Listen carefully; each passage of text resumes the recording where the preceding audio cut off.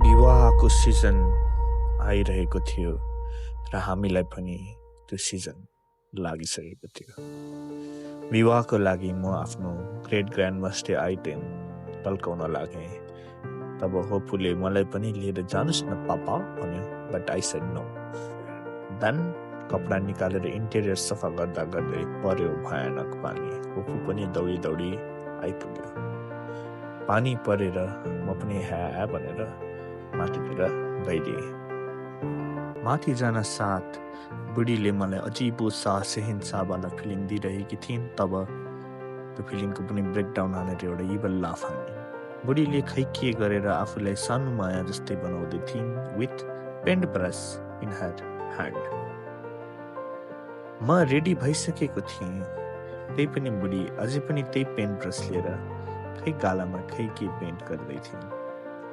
1 करोड वर्षपछि पनि नभएपछि म मिररमा हेरेर रिसाएँ। रेडी भएर हामीले एउटा श्रीमान गम्भीर पोज लियौँ र म्यान्डेटोरी मिरर सेल्फी पनि। मिरर सेल्फी लिइसकेपछि तल भयानक पानी। ओ माई गड, कत्रो पानी पर्यो।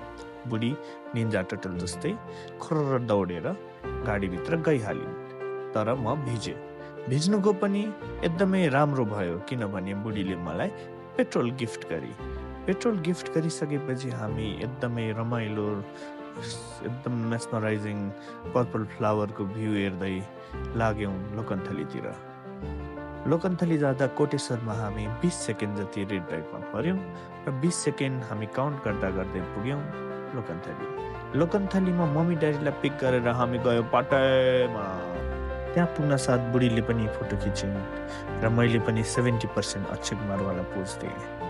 त्यहाँ डान्स थमाधम भइरहेको थियो। डान्सको बिचमा आयो म्यारिड कपलवाला। Oh my god, how lovely dance.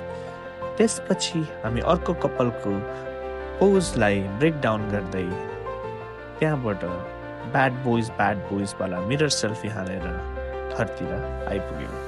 C you on next episode. Bye by.